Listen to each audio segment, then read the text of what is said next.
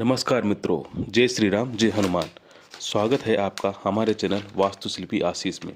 और मैं शिल्पी आशीष आपका बहुत बहुत स्वागत करता हूँ। वीडियो शुरू करने से पहले मैं आपसे रिक्वेस्ट करना चाहूँगा कि अगर आपने हमारा चैनल अब तक सब्सक्राइब नहीं किया है तो प्लीज़ इसे सब्सक्राइब कर लीजिए, ताकि आपको नई नई जानकारी वास्तु के अनुसार मिल सके। धन्यवाद। चलिए शुरू करते हैं आज के एपिसोड।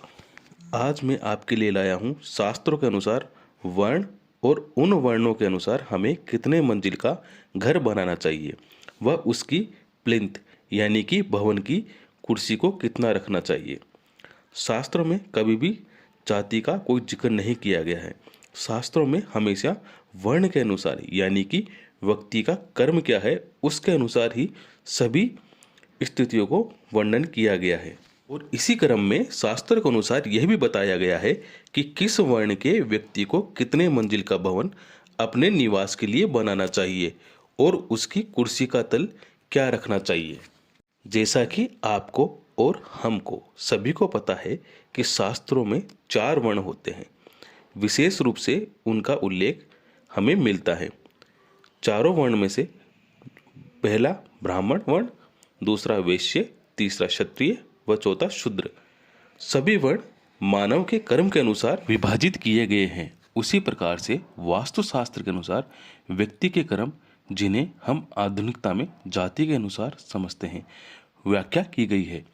किस वर्ण के व्यक्ति को कम से कम कितने मंजिल का घर व उस घर की कुर्सी का तल कितना होना चाहिए बताया गया है। आइए इस टॉपिक को समझने का प्रयास करते हैं।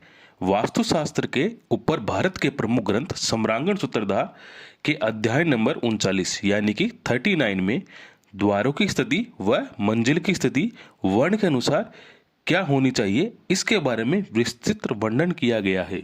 आज हम सिर्फ बात करेंगे मंजिलों के बारे में कि वर्ण के अनुसार द्वार किस दिशा में होना चाहिए। इसके बारे में किसी और वीडियोज में हम बात करेंगे। सम्रांगण सूत्रधार के 39वें अध्याय के श्लोक क्रमांक 21 में शूद्र वर्ण के लिए अधिकतम मंजिलों की संख्या बताई गई है। श्लोक क्रमांक 21 के अनुसार शूद्र वर्ण के लोगों के लिए भवन की अधिकतम ऊंचाई 3.5 मंजिल होना चाहिए। यह उनके लिए भलाई कारक होता है। इससे अधिक मंजिल बनाने पर सही नहीं बताया गया है। और इसी प्रकार शूद्र वर्ण के व्यक्तियों के लिए कम से कम कितने मंजिल का घर बनाना चाहिए, इसके लिए 39वें अध्याय के श्लोक क्रमांक 32 में इसका विवरण मिलता है। श्लोक क्रमांक 32 के अनुसार शूद्र वर्ण के व्यक्ति को कम से कम 1 मंजिल का घर होना ही चाहिए। इसी प्रकार 39वें अध्याय के श्लोक क्रमांक 22 में वैश्य वर्ण के लिए अधिकतम मंजिलों की संख्या बताई गई है। श्लोक क्रमांक 22 के अनुसार वैश्य वर्ण के लोगों को अपने घर को 5.5 मंजिल तक बना सकते हैं। यह उनके लिए लाभदायक व हितकारक है। उससे अधिक बनाने पर वह उनके लिए अशुभ बताया गया है। क्षत्रिय वर्ण के लोगों के लिए मंजिलों की संख्या श्लोक क्रमांक 23 के अनुसार अधिकतम 6.5 मंजिल शुभ बताई गई है। और इसी प्रकार अध्याय नंबर 39 के श्लोक क्रमांक 33 में बताया गया है कि क्षत्रिय वर्ण के लिए भवन की संख्या कम से कम 2 मंजिल होना चाहिए। आगे हम बात करेंगे विप्र के लिए।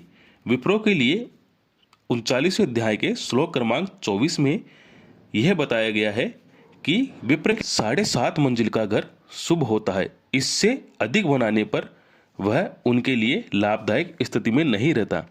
इसी प्रकार श्लोक क्रमांक 33 के अनुसार विप्र के लिए भवन कम से कम 2.5 मंजिल से कम नहीं होना चाहिए, यानी कि 2.5 मंजिल से उसके भवन की ऊंचाई कम नहीं होनी चाहिए। इस प्रकार हम वर्ण के अनुसार मंजिलों की संख्या वास्तुशास्त्र के अनुसार निश्चित कर सकते हैं और एक वास्तुसंगत घर का निर्माण कर सकते हैं।